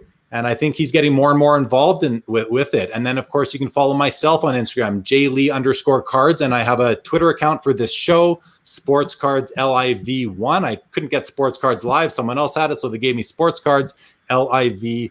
But you can follow me there. So, all right, guys. I mean, the last sort of topic I think we should touch on briefly is the discussion that is always going on among all basketball fans, not just collectors, but it's the discussion of who is the GOAT. And by GOAT, I know a lot of you know this, so I don't mean to patronize, but GOAT is an acronym for greatest of all time. If you don't know, I'm just making sure everyone's aware. A GOAT is the greatest of all time.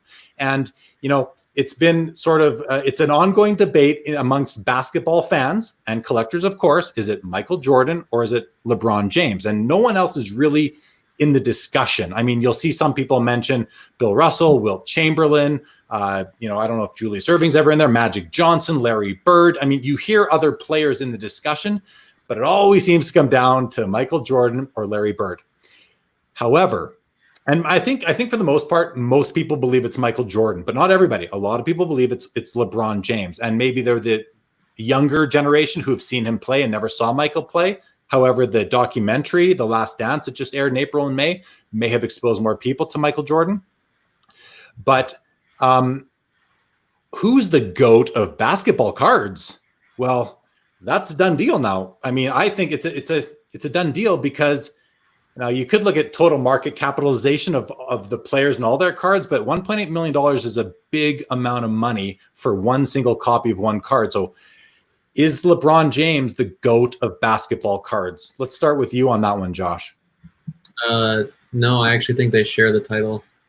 I think, Jordan has so many iconic cards himself, and we're sort of in this like one-up phase with card records. It's like whichever card sells last, and the LeBron holds the attention for now. But I think, there's some big cards out there with Jordan. There's the 2004 Exquisite Dual Auto Logo Man of Jordan and LeBron is a huge card that features both of them. Jordan has the green PMG, and I think if that one came up for sale again, we'd see it, previous high of the $300,000 sales. So I kind of just, I kind of give the lame answer. I think they're both GOATs, and I always just kind of put them on the same level. I don't really game of one is better than the other because they never played against each other. So we'll never know. And LeBron and Jordan was the best of his era, and he, launched the media and marketing frenzy around basketball players, the internationalization of it. So he was a pioneer in so many regards on that. And then LeBron came in and, took the mantle, and he's doing his own thing. He's got his own platforms, and he's expanding and doing things for his community. Each kind of have their own legacy in place that it's really hard to just say one is better than the other. And on the basketball court, Jordan has the 6 titles. LeBron's been to more finals. LeBron has some statistical advantages. There's all these different arguments you can make. I think it's just, it seems kind of like a no-win situation to try to pick one over the other. I love them both, for what they've done, and I love them for the era they were in. And I obviously love LeBron more because that's who I grew up with, and he's, closer to my age range. So that's just who I've attached myself to more because of that. But I still respect the greatness of Michael Jordan. If you ask LeBron himself, he'd probably tell you that Jordan's the GOAT because LeBron is still striving to still win. He's still playing, so he himself has something to reach up towards and to go and try and take. So I think LeBron himself would even say Jordan's the GOAT, but he's hoping to be the GOAT himself. All right, man. I like that answer. I like that, especially because my perception of you is that you're, well, as you just said, LeBron is your guy, but to very respectfully kind of say, you know what, they share the title in your mind, both from a cards perspective and an on-court perspective. I think that's just cool. It makes sense to me. To me, I would go with Michael Jordan as far as playing, but that's mostly because I've seen more of him play, just despite the fact that LeBron is current. But Michael Jordan's ferocity and his competitiveness, I don't know. I mean, that to me is sort of the difference. But I would never take anything away from LeBron James. He is, it's almost like a 1A and 1B, or just a 1 and a slightly more than 1. Like they're both such important players. And MJ isn't exactly the most, social person, I guess, and available. Whereas LeBron, especially with what he's done in his community, I think, he might be the GOAT of community service. But when you're comparing them, and as far as cards go, it's tough because you'd have to actually measure the market capitalization of both players' complete populations of cards to know who the GOAT is. But I think in terms of overall, LeBron might have just taken a big step towards MJ, but you're right. Michael Jordan has a ton of cards that are worth a ton of money, and that dual logo man that you speak of, that might outsell this LeBron James that just sold, even when that next hits the market, if it does. Karvin, you want to pop in on this discussion? I know you're a guy who understands these things. Where do you see in terms of the GOAT of sports cards or basketball cards and the GOAT on court? Wow. I mean, I told you I was a UNC guy, so I watched that championship game where MJ hit that winning shot against Georgetown and Patrick Ewing. So that was the step already, the first step for Michael Jordan, and then going as a junior to leaving North Carolina and going to win the gold medal in '84 in LA. I watched Michael Jordan ascend from his career, and obviously the stories that you hear, like Magic Johnson talking about the practice game in '92 and how Michael Jordan just dominated, beating them. Just the way that he was making moves, and that's probably they always say that was one of the greatest shots that Magic always described, how he just floated the air and everyone just fell to the ground, and he still managed to make that shot. So we don't have any footage of that shot. But it is a different era. Michael Jordan rules 1990s, like the rubies, the PMGs, the green PMGs, of course, and even all kinds of, you guys already discussed what all kinds of, like, the playmakers, even the StarQuest are really hard to find because there's so much wax. And trust me, I opened probably 200 boxes of Fleer Universe back in '97, '98, and I got 2 rubies. One was Matt Maloney. I can't remember the other one. So they were impossible to hit. People paying thousands of dollars for those boxes, I think they're nuts, because you're not going to hit anything in them. You'll get a bunch of base cards and you get some inserts, but that's about it. But with LeBron, that was the whole, like, transition from nice looking cards, green, red, chipping, all that stuff. And it's interesting because I managed to meet Jean at one of the conferences, and she was the inspiration to a lot of stuff that I liked in the '90s. But as soon as that transition happened in '98, '99, it got to jersey cards and autograph cards, and that's what everyone wanted to focus on. So why put all that money into technology when everyone wanted the meat and tomatoes of everything was just autographs and memorabilia? So we had to make a change in terms of how to present the autograph and memorabilia in a different manner, and it's all about the aesthetics of the card. So when you collect a card and you collect it, it's because you like the card. It might not be just the value. It's like, I like the look of this card, so I'll buy it.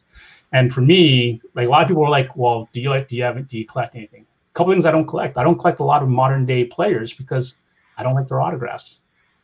We call them give up autographs, right? We saw it with Cam Reddish, we saw it with Vernon Morency, those type of things. And it was just like, yeah, it's just, that doesn't look on card, on sticker, doesn't matter. It just doesn't look as nice, and I won't collect it. I'd rather buy a silver prism card of Cameron Reddish, because that doesn't even have an autograph. It's not an eyesore to me in a sense. So I think that's really important. And same as, Vernon Morency or Maurice Ager. I mean, when I was at the photo shoots getting these autographs from these players, I'm like, oh no. and what's funny is that I showed the actually, I'll bring it out. Hold on one second. Just give me 1 second. Sure. All right. So here's the Ultimate Collection. I think I made a mistake. And I kind of tweeted at, I Instagrammed Goldin Auctions saying this card was actually available. It wasn't. It was the regular one. Like that autograph of LeBron James. If you guys see it. Yeah. That's his actual autograph.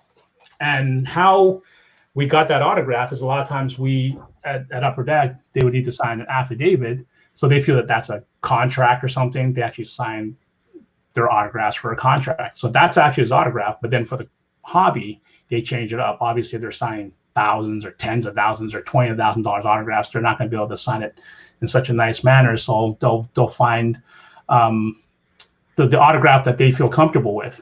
And what's interesting about LeBron and Jordan is that LeBron always, his idol was Jordan. He was so pissed off when he went past 6'6", because he was like, I want to be 6'6", exactly like Jordan.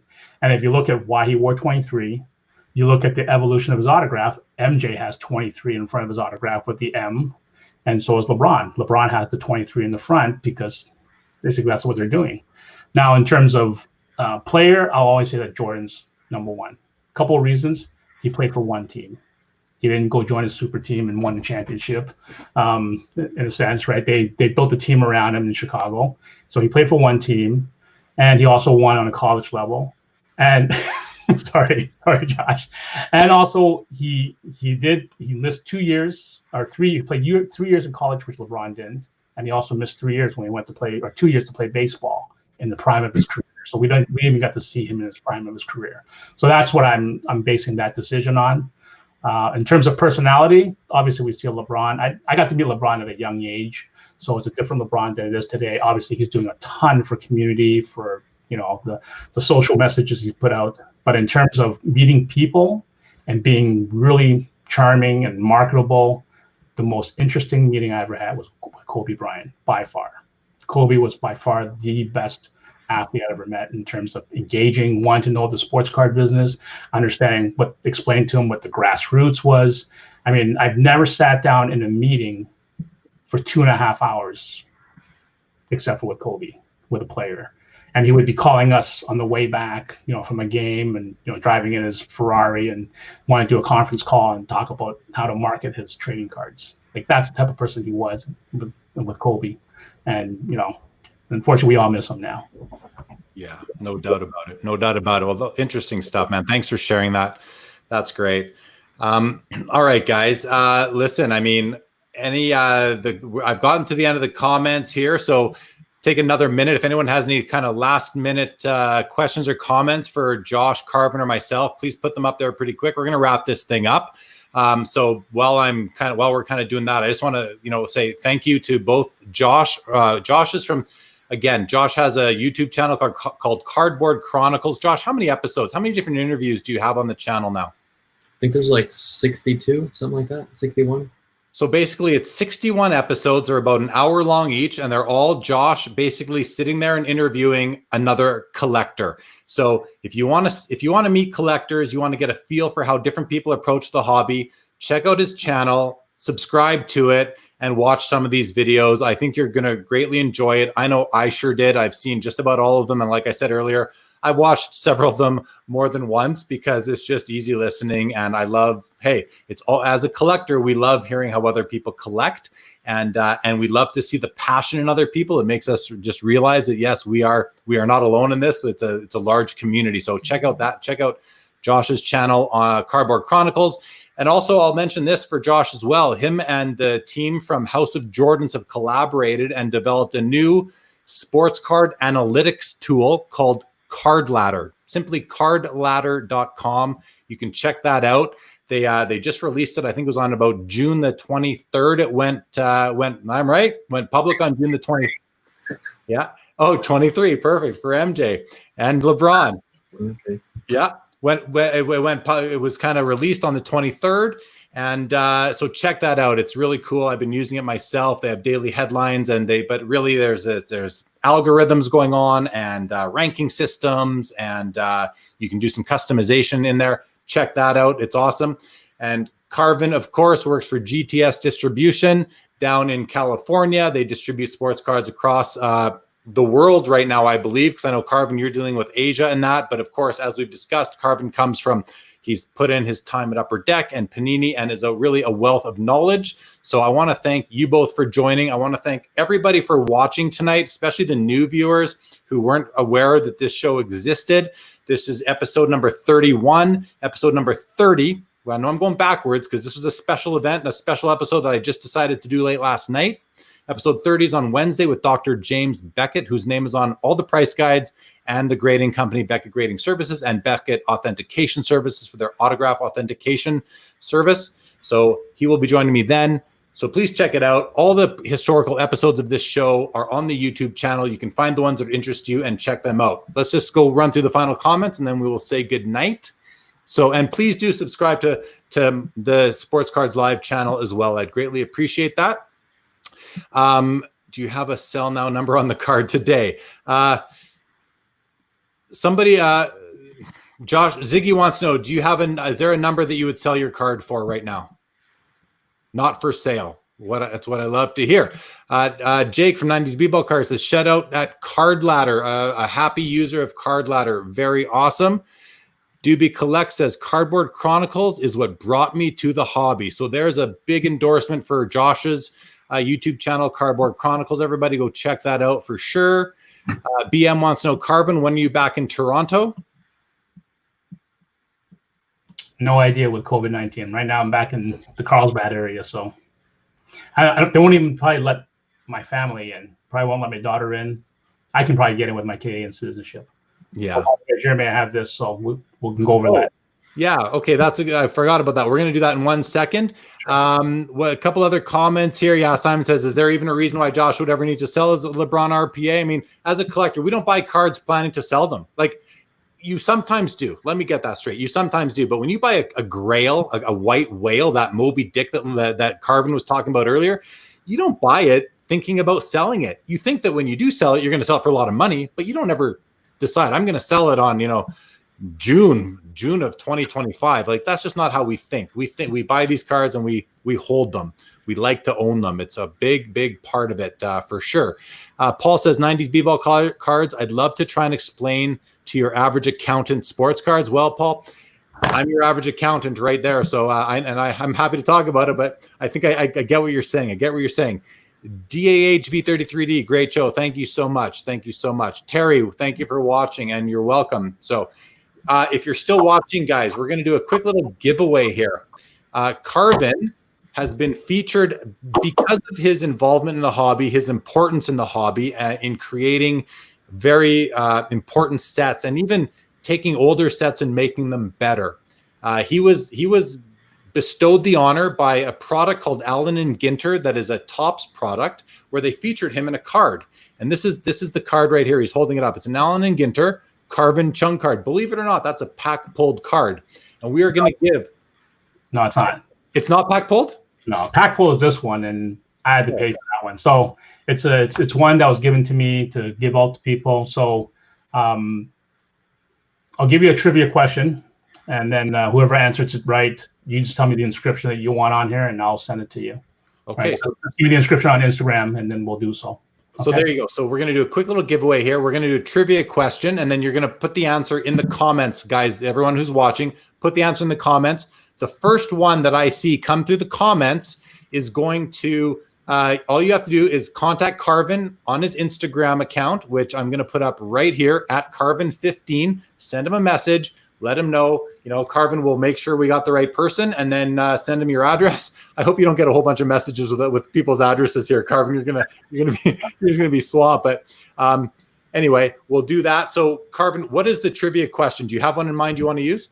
I do. So I may have to do a little bit of research. So we talked about the first RPA in trading cards. I know there was some message saying that there was a other patch rookie, but not RPA. First RPA was in 2001. SPA football, SP Authentic Football. So I said there was 3 subjects. Just give us all 3 subjects, the names of the subjects, which guys, and then you'll get this card. It's actually a pretty tough question, so you may have to do some research. So the 3 players that were featured in the first set that had rookie patch autos. Right. So 2001 SP Authentic Football, there were 3 players that had autographed rookie patches. Give us all names and you get this card. So who are the 3 players that had the rookie patch auto in that year of SP Authentic Football? Let's see if we get any correct answers very quickly. It might take a while, so don't worry. Let's go through the comments. Any questions? Yeah, go through some comments here. Yamwax says, great show, an absolute event. Thank you, Yamwax, for tuning in. I do feel that this was a great show, so thank you again to both of my guests this evening. You guys are both stars in my mind, and it's been great to have you both. So I couldn't do it without you. Thank you so much. Legion Natalia says, wow, Allen & Ginter, congrats, man. Yeah, I mean, hey, who doesn't want their own card? And as I said, that wasn't pack pulled, but there is a version of it that is pack pulled. So that's pretty awesome. Ken from Goldin Auctions says, glad I saw the ad on Instagram. Great show. Thank you, Ken, for tuning in. Maybe we should have you as a guest one of these days, one of these months or weeks coming up here. That might be fun. What else? Yeah, we have some answers coming in here. Simon says, Ruth Gretzky Jordan. Wrong. Okay, we might, I don't know the answer to this question. Right. We got an answer. Hold on, Karvin. I told you're not supposed to be watching the comments, Karvin, because they're coming in from 2 places. The first one I see is from Chris West, Vic, Gardner, and Mitchell. Is that the right answer? That's right. That's right. Yeah. There we go. Claudia Chang had Tomlinson, Vic, and Ichiro. Close, but no cigar. Chris K. It looks like he copied and pasted from somewhere. But the winner is Chris West. Chris is somebody that I communicate with, Karvin, so I'm not worried about you getting the wrong person contacting you to get that card. So right. Chris, please reach out to Karvin on Instagram and send him, or Facebook if you need to, if you're not on Instagram, and send him the inscription that you want. He will sign that card and send it out to you all himself. So that's awesome. Irving in the house. Irving, welcome as always. One of the original group breakers in the hobby, going back many, many years. Mario, Wayne, and Gordy. Close. I love it. Ken says, sure, hit me up. All right, Ken, will do. Thank you so much. All right, guys. There we go. A couple of congratulations to Chris. All right, so I think we're good. Final goodbyes and thank yous, everybody watching. Again, thank you so much. Please subscribe to the YouTube channel if you have not done that yet. I'll have Dr. James Beckett on this show on Wednesday. I'm very much looking forward to that. He is, in my mind, the most iconic person in this hobby, and I don't even know if there's anybody who comes close. His name is synonymous with the hobby, so very excited about that. Again, Karvin and Josh, if you don't mind, stay right there. I'll be back with you in a second. We're going to sign off and say goodnight, everybody. Thank you for tuning into Sports Cards Live, episode number 31. We will see you again on Wednesday.